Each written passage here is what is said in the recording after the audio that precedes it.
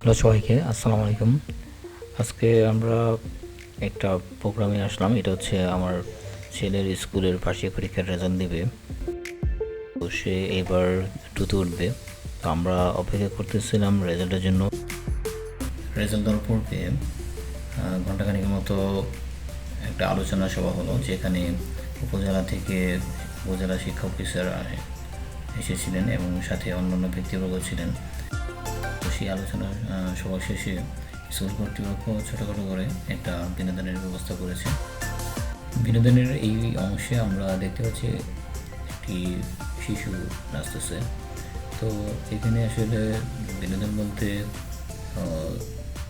অল্প করেই ওনারা ব্যবস্থা করেছেন, যেহেতু রেজাল্টের দিন এত সময় নিয়ে কিছু করা যাবে না, লোকজন চলে যাবে, এই জন্য ছোটোখাটো করে এই আয়োজনটা করলেন।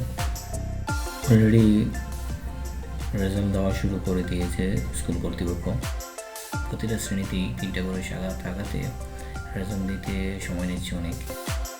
এর মধ্যে ওদেরও রেজাল্টের সময় চলে আসলো। রেজাল্টে প্রথম, দ্বিতীয়, তৃতীয় জনদেরকে পুরস্কার দেওয়া হচ্ছিল। তো এটা থেকে তার মাথা নষ্ট হয়ে যাচ্ছিল যে সেও কখন পুরস্কার পাবে। তো এর মধ্যে তাদেরও সময় চলে আসলো, তাদেরও রেজাল্ট দেওয়া শুরু হলো। পুরস্কার হয়ে সেও একটা মেডেল পুরস্কার পেয়েছে।